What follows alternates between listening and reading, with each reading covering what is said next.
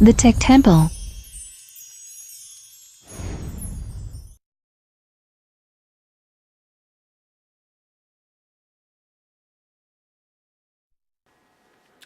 Hey everybody, this is the hardware section of the Nexus 4 review. Alright, so the Nexus 4 review is a 4.7-inch screen. I'm not really big in the specs, but I'll just get out the way real fast. I'll show you on Google's official spec sheet on the website. 4.7 diagonal, 1280 by 768 pixel resolution, which is kind of crazy because not that long ago that we were only getting 1280 by 768 resolutions on monitors. So now that we have it in the phone, it's pretty crazy, especially because it's on a smaller screen. It looks really nice. 320 ppi, Gorilla Glass 2 on the front of this. 8 megapixel camera on the back, which is right here. 8 megapixel camera right there, and 2 gigs of RAM. So you have plenty of RAM. It's not going to bog down at all, and it's got the typical GPS, accelerometer, microphone, ambient light, and all that jazz. So a little tour of it. There's a front-facing camera right there, the proximity sensor right here. What that does is, so when you place the phone up to your face isn't pressing buttons. When this is covered up, it turns the screen off. It only works when the phone is called though. And there is the back. The back is just normal glass. The front is Gorilla Glass. Even though it's Gorilla Glass, I still recommend the screen protector. I'll get more in depth about that in the accessories portion, but I do have one. I also got one on the back. On the back is not Gorilla Glass, so it is more prone to scratching than the front, but just because the front's Gorilla Glass, does that mean it will not crack? If you drop it, this thing is going to crack. If you look that up, and you'll see some YouTube videos of this thing cracked. It just means that it's less prone to scratching.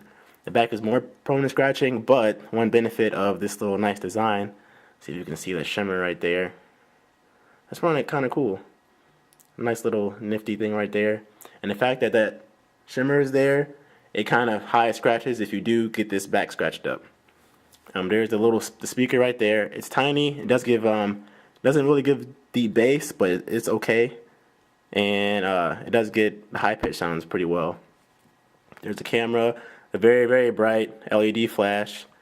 For your music listeners out there, there's the standard size 8mm headphone jack, and there is the USB port right there. That's pretty much it. You got the volume button right there, and you have the power button on that side.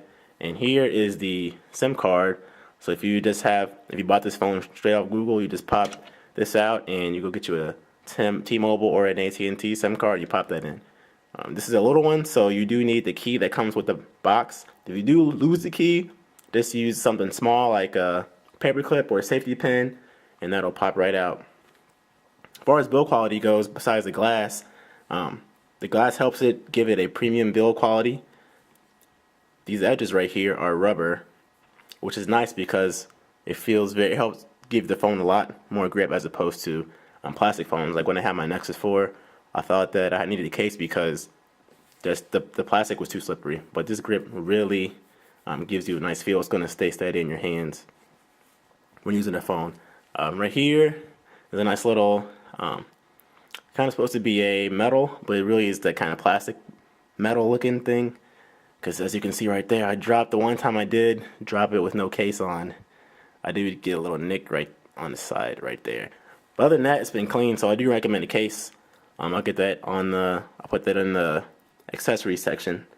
But it does feel good in your hand. Like I said before, I came from a Nexus S4G with a 4-inch screen, so this is 0.7 inches wider or larger diagonally.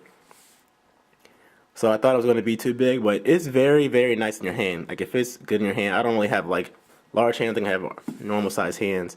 Only problem is every now and then, this is how I normally hold my phone. I rest it on top of my pinky, and it's how I text and I do everything. Only problem I have with that method is I can't reach the top of the notification bar in that state. So what I have to do is kind of adjust my hand and do like that, and then put it back down and get back to where I normally am.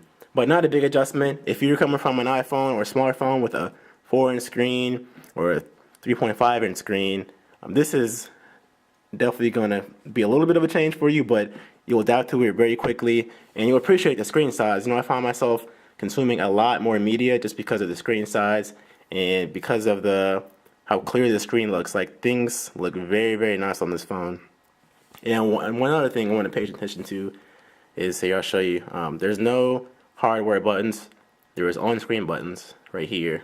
But let's say when you're playing a game, you have the black right here and you have the black on the top. So when you're playing a game and you're doing like this, you're not going to accidentally hit one of these buttons on the side. And when you're watching movies, it's nice because you can hold it right here and your hand is not covering up any of the screen, no matter which side you hold it on. You're still not, even if you rotate it the other way, you're still not getting in the way of whatever your video you're viewing or image you're viewing. So that's one thing to think about. That's really nice and that's really handy. So as far as build quality goes, it's a very good phone. I'll put it up right near the top. I mean, it looks great. It feels great in your hand. It doesn't feel cheap. It definitely feels like you're getting your money's worth out of this phone. As far as call quality goes, call quality has been very good. The speakerphone is very good. I hear people very clearly. They hear me very clearly. I get pretty good signal strength out of this. And as far as like build quality and hardware, this is a very good phone. So let's jump to the next portion of the video. The Tech Temple.